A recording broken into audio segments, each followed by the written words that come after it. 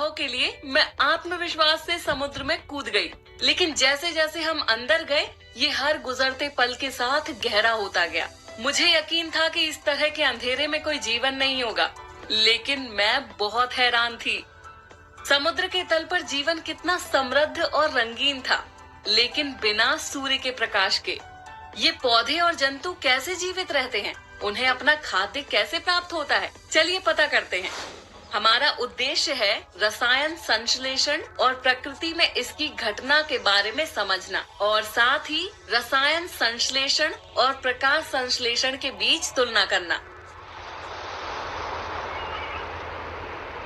इस स्थल पर अधिकांश पौधे प्रकाश संश्लेषण से गुजरते हैं।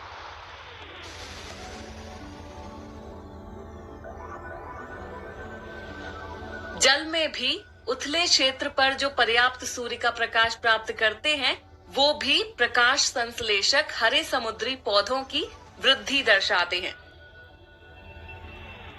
लेकिन गहरे महासागर में ऐसे क्षेत्र होते हैं जिन्हें वितल क्षेत्र कहा जाता है।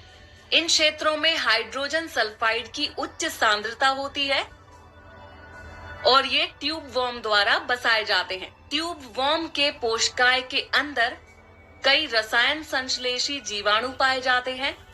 ये जीवाणु हानिकारक H2S को अवशोषित करते हैं और इसे ऑक्सीकृत करते हैं और कार्बन डाइऑक्साइड और ऑक्सीजन के साथ मिलकर शर्करा, सल्फर और जल का उत्पादन करते हैं। इस शर्करा का उपयोग ट्यूब वर्म द्वारा खाद्य के रूप में किया जाता है।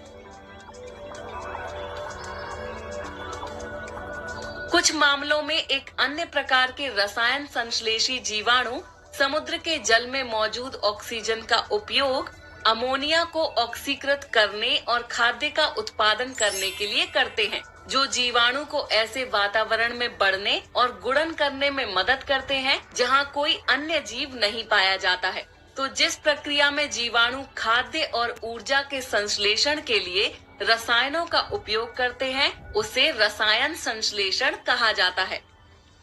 दो प्रक्रियाएं जो कि स्वपोषी पोषण में शामिल होती हैं, प्रकाश संश्लेषण और रसायन संश्लेषण है। प्रकाश संश्लेषण और रसायन संश्लेषण की तुलना करते हुए हम देखते हैं कि प्रकाश संश्लेषण जीवों जैसे कि डाइटम और शैवाल में होता है, जो सूर्य प्रकाश को प्राप्त करते हैं, जबकि रसायन संश्लेषण कुछ जीवों में होता है, जैसे कि गहरे महासागर में रहने वाले जीवाणु, जहां सूर्य का प्रकाश प्रवेश नहीं करता है। वर्णहरित की उपस्थिति के कारण प्रकाश संश्लेषक जीव सामान्यतः हरे रंग के होते हैं, जो प्रकाश संश्लेषण के लिए सूर्य के प्रकाश को अवशोषित करते हैं। लेकिन रसायन संश्लेषक जीवाणु में वर्णहरित नहीं होता है और वे प्रकाश संश्लेषण नहीं करते हैं। प्रकाश संश्लेषण के दौरान डाइटम प्रकाश ऊर्जा, CO2 और जल का उपयोग अपने खाद्य को संश्लेषित करने के लिए करते हैं, जबकि रसायन संश्लेषण में जीवाणु रासायनिक ऊर्जा का उपयोग खाद्य के संश्लेषण के लिए करते हैं। आइए सारांश देखें। स्वपोषी पोषण में शामिल दो प्रक्रियाएं प्रकाश संश्लेषण और रसायन संश्लेषण हैं। रसायन संश्लेषण जीवाणु खाद्य और ऊर्जा के संश्लेषण के लिए रसायनों का उपयोग करते हैं। समुद्री जल में मौजूद ऑक्सीजन का उपयोग अमोनिया के ऑक्सीकरण और खाद्य के उत्पादन के लिए किया जाता है। प्रकाश संश्लेषण के लिए सूर्य के प्रकाश की आवश्यकता होती है। रसायन संश्लेषण के लिए ऊर्जा के स्रोत के रूप में रसायनों की आवश्यकता होती है। प्रकाश संश्लेषक जीवों में पर्णहरित होता है। रसायन संश्लेषक जीवाणुओं में पर्णहरित की कमी होती है।